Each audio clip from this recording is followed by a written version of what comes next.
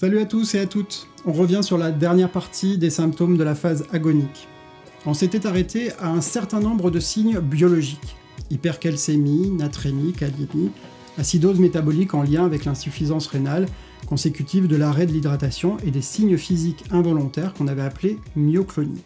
Dans cette phase, soit le patient est hypovigilant, c'est-à-dire qu'il ne répond plus ni à la voix ni au toucher, il est naturellement dans une forme d'inconscience, soit un protocole de sédation profonde et continue maintenu jusqu'au décès a été initié avec son accord et en ayant consulté l'entourage, dont la personne de confiance et les directives anticipées si elles existent.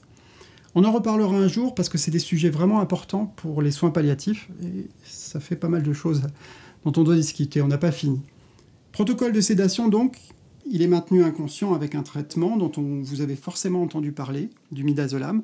C'est la molécule plus souvent désignée sous le nom d'Hypnovel. Au cours de cette phase, on utilise des échelles d'évaluation de la conscience. Chez nous, c'est le RASS, pour l'acronyme anglais d'échelle de vigilance agitation de Richmond, et une échelle d'évaluation de la douleur, l'Algo+, qui nous permettent d'ajuster si nécessaire les traitements en cours. Tout ça, c'est déjà pas évident à supporter pour l'entourage, mais ce sont souvent les signes respiratoires qui sont les plus difficiles à affronter. À ce stade, j'en avais parlé dans un précédent épisode, on se concentre sur la fréquence respiratoire. Elle va probablement augmenter pour amener de l'oxygène aux organes vitaux au détriment de la périphérie, d'où l'apparition de marbrures sur la peau et de cyanose au niveau des extrémités. S'y ajoute un encombrement bronchique provoqué par une hypersécrétion physiologique et des râles. Alors qu'est-ce qu'on fait en tant que soignant-soignante ? Plusieurs thérapeutiques et surveillances ont été initiées parfois bien avant la phase préagonique et il sera de notre ressort de poursuivre l'évaluation de l'efficacité des traitements qui sont mis en route. Pour l'état de conscience, on le vérifie évidemment régulièrement, soit pour évaluer l'efficacité du traitement, soit, s'il n'y en a pas, pour détecter des signes d'inconfort et les mettre en place. Au niveau de la polypnée, au-dessus de 25 par minute, on a l'habitude d'utiliser de la morphine pour ses capacités dépresseurs respiratoires. Il y a beaucoup de réticence à l'utiliser en dehors des secteurs palliatifs et encore plus à domicile, alors que c'est une thérapeutique qui, si elle est encadrée, surveillée, dosée, est d'un grand secours pour améliorer le confort du patient.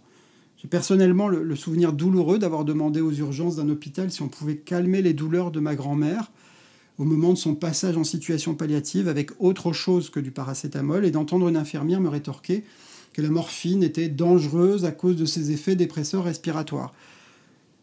Dans la situation, c'était peut-être pas la priorité. Heureusement pour elle, elle a été transférée dans une autre unité qui, dès son arrivée, a pris en compte à la fois sa douleur et ses problèmes respiratoires, l'a soulagée et l'a accompagnée comme il fallait jusqu'à la fin. On n'était pas dans un service palliatif, mais la prise en charge palliative, elle était connue, appliquée, et c'est ce qu'on devrait retrouver partout. Donc merci à l'équipe de l'unité de soins intensifs neurovasculaires du CHU de Nîmes. Merci pour votre professionnalisme et votre écoute, parce que vous avez fait de votre mieux sur un temps très court.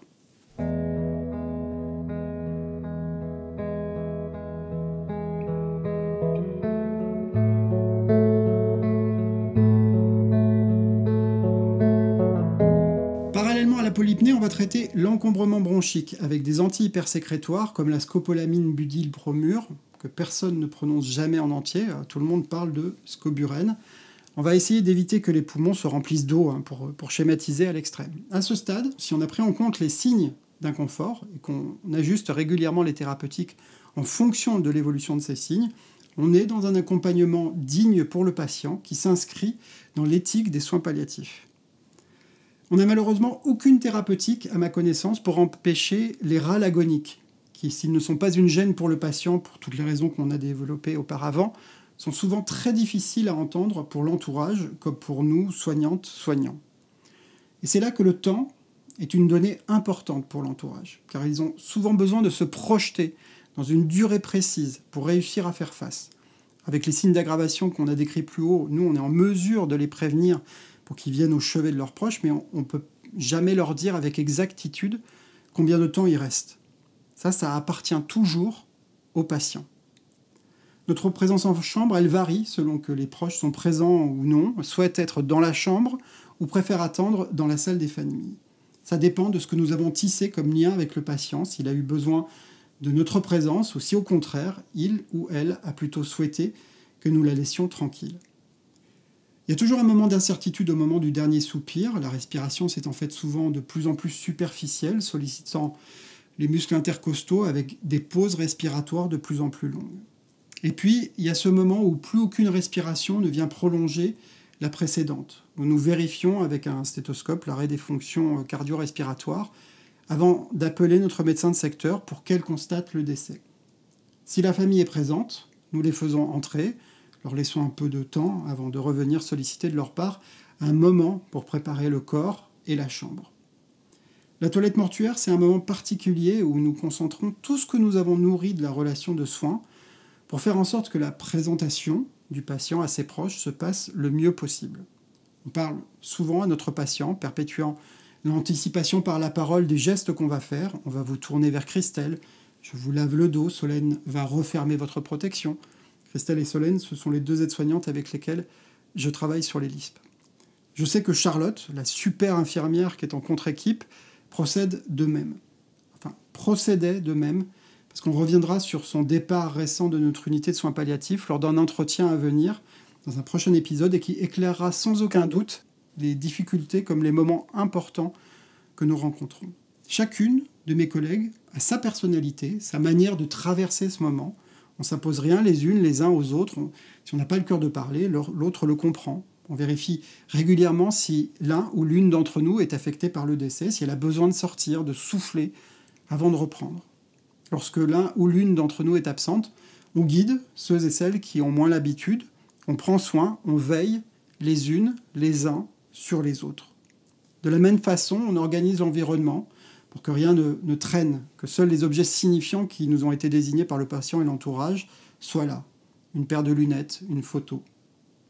Notre métier requiert de l'ubiquité, car nous faisons tout cela avec la conscience que dans les chambres adjacentes, d'autres patients vont avoir besoin de nous, et que lorsqu'on rentrera dans la chambre, on ne va pas leur faire porter le poids du deuil qui s'est joué juste à côté. Vous vous êtes rendu compte que nous avons largement débordé de la représentation de l'agonie, car il est important que vous compreniez que notre travail ne s'arrête pas du tout avec les derniers instants et la mort. Il m'est arrivé ailleurs, dans des services de soins généraux, de voir les chambres, de voir des soignants éviter les chambres, là où il y avait encore un corps qui attendait une famille, ou l'arrivée des pompes funèbres, et toujours trouver quelque chose à faire au moment de la levée du corps. Cet évitement a été décrit, c'est un mécanisme de défense. Il est plus souvent lié à l'idée de la mort comme la représentation d'un échec pour les professionnels des services somatiques, dans lesquels les patients sont là pour être guéris, le cure, là où la situation palliative nous fait prendre un pas de côté pour aborder la situation du côté de l'accompagnement, du care. Nous accompagnons bien sûr la famille si elle le désire, voire leurs proches. Nous restons disponibles si elles ont des questions, nous aidons si nous le pouvons par une juste présence. Je le précise ici parce que ça étonne quasi systématiquement le personnel des pompes funèbres lorsqu'ils se présentent pour la levée du corps. On les mène jusqu'à la chambre, ça c'est normal, mais nous aidons au transfert sur le brancard, et cela même s'ils sont deux, et parce que notre travail ne s'est pas arrêté avec le décès du patient. Et on les accompagne dans les couloirs, puis les coursives, jusqu'au véhicule funéraire. Alors seulement, j'ai l'impression d'avoir accompli jusqu'au bout ce pourquoi je suis là. Vous avez peut-être vécu cette scène d'ailleurs avec des soignantes derrière chaque porte coup de feu dans les couloirs qui régulent la circulation, parce que le corps emballé dans un sac mortuaire et recouvert d'un drap ou d'une couverture doit circuler sans déranger la vue de ceux qui sont encore vivants. Alors je comprends l'utilité de cette mise en scène, censée protéger les vivants, même si elle me gêne un peu dans le sens où elle illustre précisément l'incapacité de la société à se confronter à la représentation de la mort d'une personne, et encore moins à son agonie.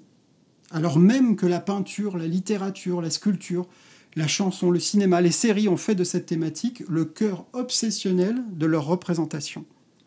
L'évolution des représentations de l'agonie dans tous ces champs constituera la deuxième partie de cette étude. Comme annoncé précédemment, on fera parfois quelques pas de côté sur des questions essentielles autour de l'agonie au cours de cette année, dans des épisodes spéciaux, comme l'entretien avec Charlotte dont je vous ai parlé tout à l'heure.